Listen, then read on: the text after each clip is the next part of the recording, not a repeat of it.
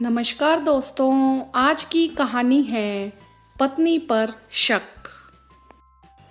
वरुण से शादी करने के बाद सुहानी ने अपने नए घर में कदम रखा।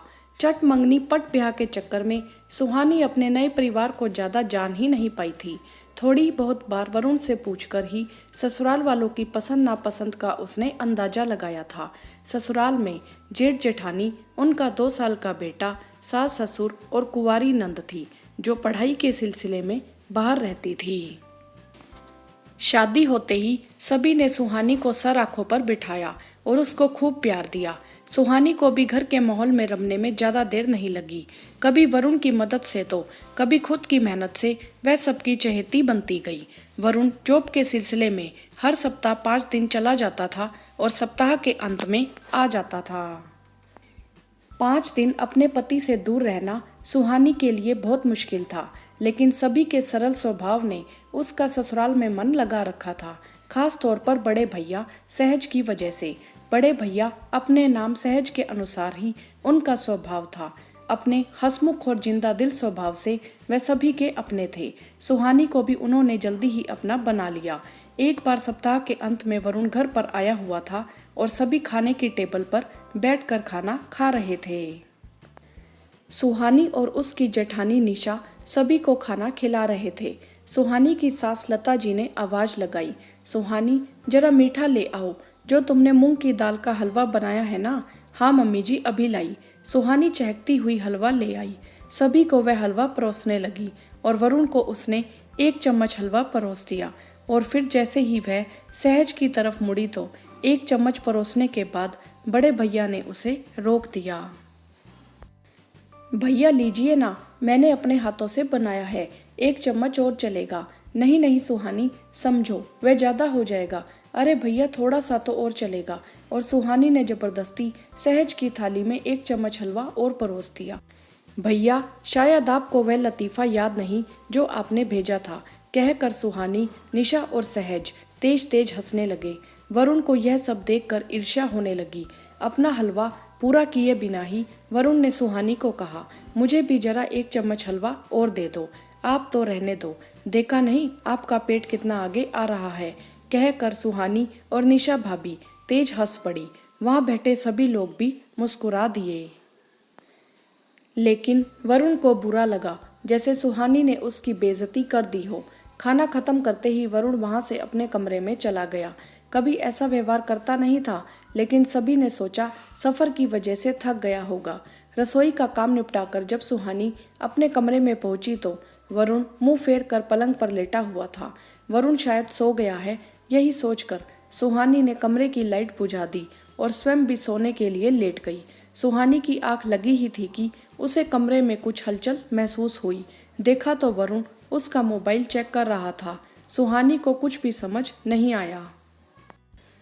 उसने पूछा, क्या हुआ वरुण, मेरे मोबाइल से कुछ काम था, तबीयत तो ठीक है ना। सुहानी की आवाज़ सुनकर वरुण घबरा गया। नहीं नहीं सुहानी, वह तो बस रोशनी के लिए मोबाइल चला रखा है, कमरे की लाइट जला लो, रोशनी के लिए मोबाइल क्यों खोल रखा है। नहीं नहीं मेरा काम हो गया, मैं बस सो रहा हूँ, कहकर वरुण सोने के लिए लेट गया। सुहानी को कुछ भी समझ नहीं आया, वह भी करवट बदलकर सो गई। सुबह उठकर जब सुहानी ने मोबाइल देखा तो रिसेंट ऐप के अंदर व्हाट्सएप खुला हुआ था और उसमें सहज भैया का चैटिंग बॉक्स खुला हुआ था।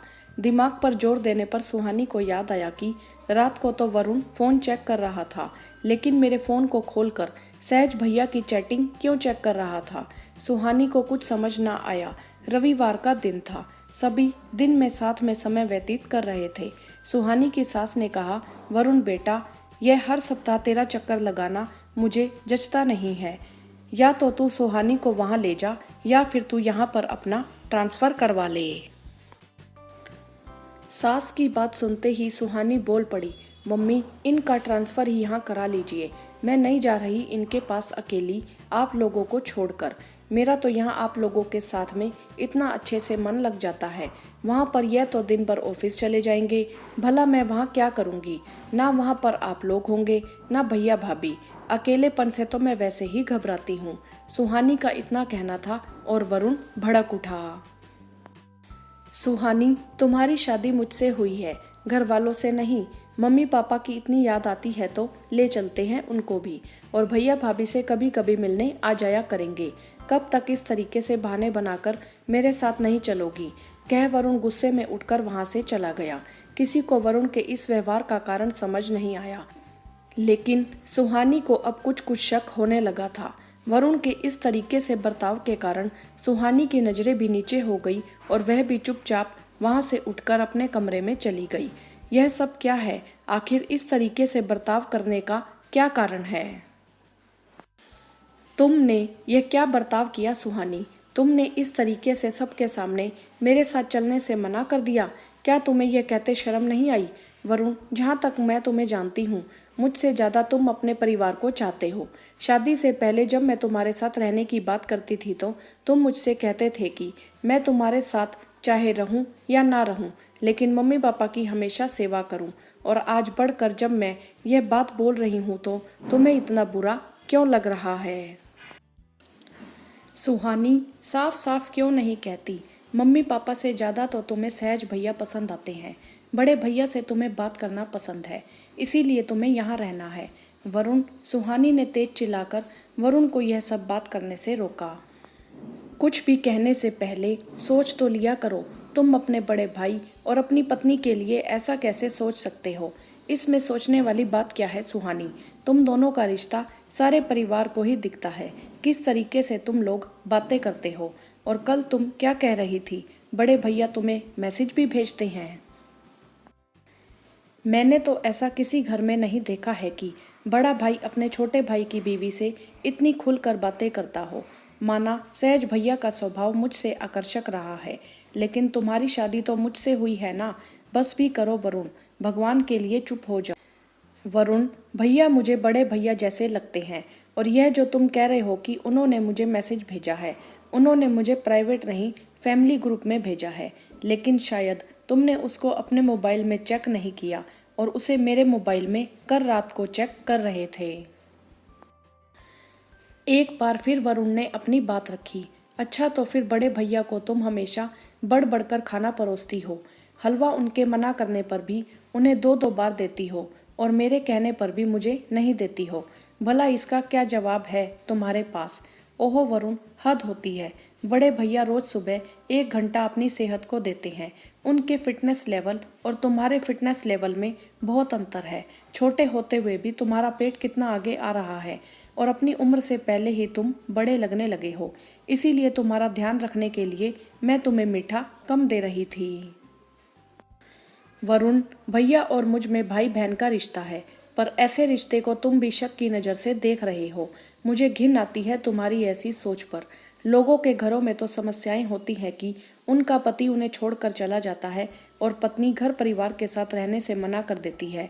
नई नई जॉब होते हुए भी पति को अपनी बीवी को अपने साथ ले जाना पड़ता है। कई तरह के खर्चे उठाने पड़ते हैं, अपनी जिम्मेदारियां पर्सनल उठानी पड़ती हैं। और यहाँ जब मैं तुम्हारे परिवार के साथ खुशी खुशी रह रही हूँ तो शक की नज़र से देख रहे हो। वरुण, तुम मेरे पति हो, मेरा प्यार हो। तुम्हारी जगह मेरी जिंदगी में कोई नहीं ले सकता, लेकिन इसका मतलब यह नहीं कि तुम्हारे सिवा मैं मेरी जिंदगी में किसी और रिश्ते को तवज्जो नहीं दे सकती। अगर तुम्हें अपने भैया से ही इनसिक्योरिटी महसूस हो रही है, कल को मैं तुम्हारे साथ अकेली रहूंगी, तुम्हारे दोस्तों से बोलूंगी, या वहाँ पर मैं किसी को नया दोस्त बना लूंगी, तब तुम्हारा क्या हाल होगा? मेरे पास इससे ज़्यादा सफाई देने को कुछ भी नहीं है। कहते कहते सुहानी का गला भर आया और वह तेजी से दौड़ती हुई कमरे से बाहर निकल गई, बिना यह देखे कि कमरे के कोने में उनकी यह बातें भैया और भाभी सुन रहे थे। उसके जाने के बाद भैया और भाभी दोनों ही वरुण के पास आए। उनको देखते ही वरुण सकपका गया।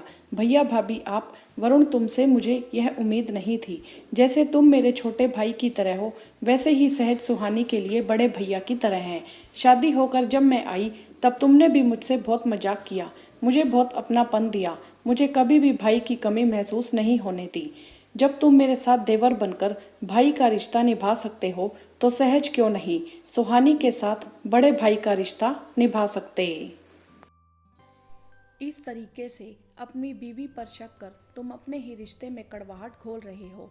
शक के बीज को जितना जल्दी खत्म करोगे उतना ही अच्छा है।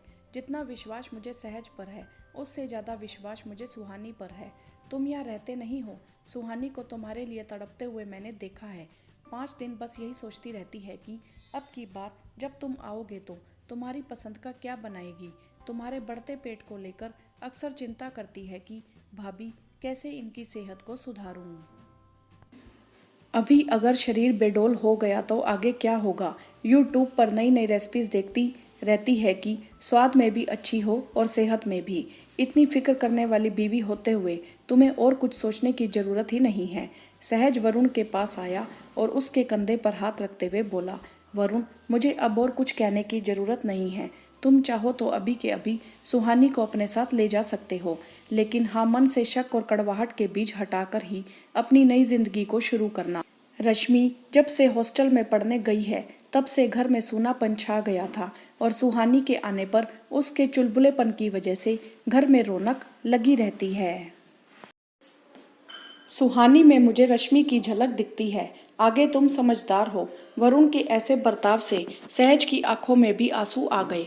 वरुण को समझ आ गया था कि उसके बेमतलब शक की वजह से पूरे घर का माहौल बिगड़ गया है। हर सप्ताह जो परिवार सितारों से चमकता हुआ मिलता था, आज उसकी इन बातों की वजह से सबकी आंखों में आंसू आ गए थे और वह मस्ती भी गुम हो गई थी।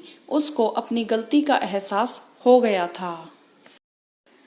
सही तो कहा भाभी ने, जब देवर अपनी भाभी का छोटा भाई बन सकता है तो जेठ बड़ा भाई क्यों नहीं बन सकता। इस रिश्ते के अपनेपन को गलत नजरिए से ही क्यों देखा जाता है। अपनी गलती पर शर्मिंदा हो वरुण सभी से माफी मांगने लगा, हाथ जोड़कर भाई सहज और पत्नी सुहानी से, जिसका उसने इस तरीके से दिल दुखाया था। एक बार फिर चाय की चुस्कियां सबके होठों पर मुस्कान तैरा रही थी। रिश्तों में आज फिर से वही पुरानी गरिमा महक उठी थी। शक और कड़वाहट के बीज कहीं हवा में उड़कर धूमिल हो चुके थे। हाँ तो दोस्तों, आपकी इस विषय में क्या राय है, आप हमें कमेंट करके जरूर बताएं। वीडियो को लाइक करें, अपने फ्रेंड्स और फैमिली के बीच ज़्यादा से ज़्यादा शेयर करें और चैनल को सब्सक्राइब भी करें। धन्यवाद।